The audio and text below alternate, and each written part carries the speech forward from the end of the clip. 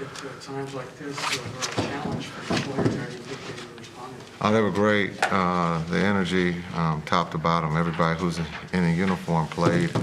I thought the energy, the spirit was high. Even when they took the lead, I thought the guys stayed together. So the newcomers, the guys who've been here, they played their heart out tonight. And I thought losing the lead, we've, have let those things affect us. I thought, tonight it didn't affect us.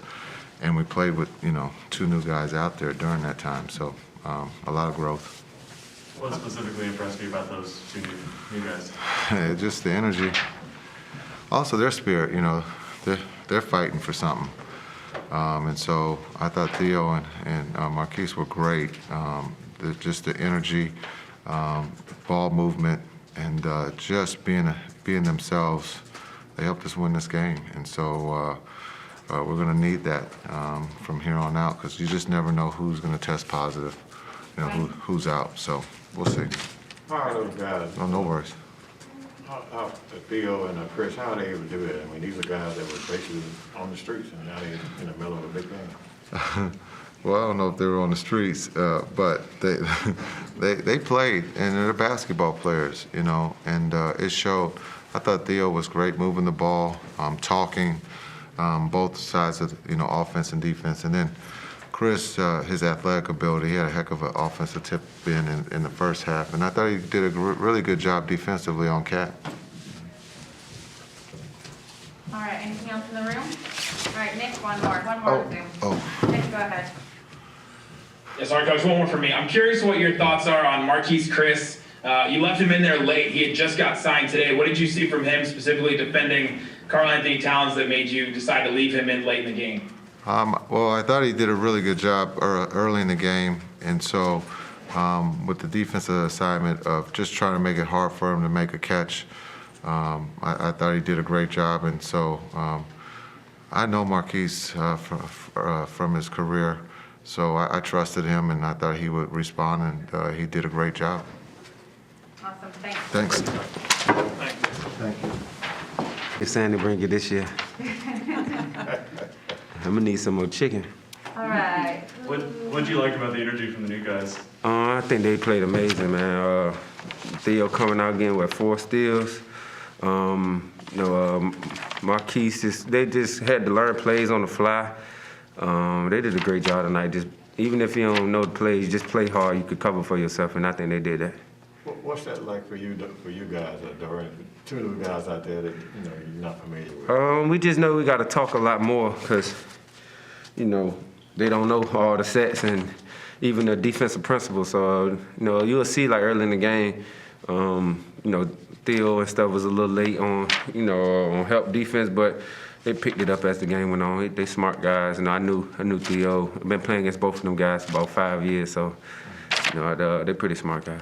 For those of us who are not behind the scenes, so what's the pregame like now? When did you meet those guys? Did you walk through anything? Man, I think Marquise got here this morning, so I don't even think he got a chance. I ain't see him till the game time, and I seen Theo yesterday. Man, in Minnesota, he was there, but he couldn't play. So they did a great job tonight, though. Like I said, no film watching or anything? We got to watch film one time before the game and walked through a couple plays. Had an early meeting before the game, and had to play. I mean, can't make no excuse. We knew they had guys out too, so it was just gonna be the team that played the hardest. And we knew them from last game, so we knew they sets. We just had to come out with the energy. We knew they 2 guys that bring energy was out, so we had to match their intensity. What were you thinking about your game, like at halftime or early in the game? You really kind of picked up the pace later in the game. I feel like got open looks, but it just ain't go in the first half. But I knew guys was out, so I knew I was probably gonna be taking more shots than I usually do, and I still turned down shots in the first half, and guys on the team was yelling at me like, I don't care if you miss 10, shoot it. So I just try to come out and keep shooting it. What does that do for you guys' confidence, knowing that you can win a game under these kind of circumstances? I mean, we NBA players. I feel like we all go out there knowing we're gonna put up a good chance to win the game. Everybody in there play hard. When we move the ball, it don't matter who on the court. I feel like we can score, and I feel like we've been playing a lot better defense. So. All right, thanks, Bill. Thank you. Go Mavs, go Cats, go Birds. Great day. All right. Brad? Benson was just saying, there were times that he had no idea what was being called out there. How do you think those guys played, given the circumstances? Amazing. They gave us energy. They played hard, especially for not knowing, what we're doing. With a day's notice or even less than that, props to them. That's the type of stuff that makes a true professional, to come in and not really know what you're doing, but to just play as hard as you can and basically kind of hope for the best. And they played great, and we applaud them for it. Given the circumstances, how much do you guys have to, I don't want to say dummy down, but, almost play a pickup style of game? I think for us, we just try and, I think the best offense for us is when we play great defense and run. We get shots and we run. That's the best offense, not just for us, but around the league.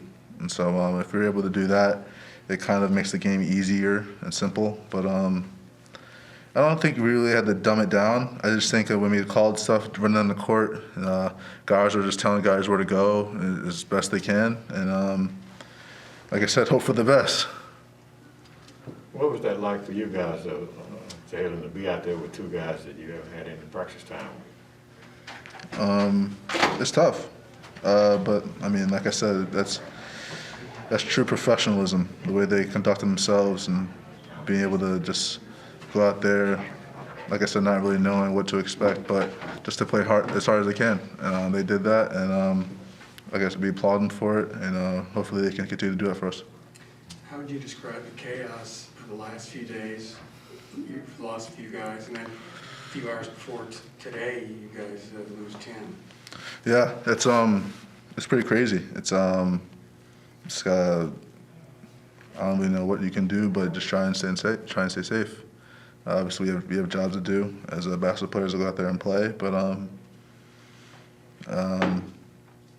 think the best part about it is that they're okay.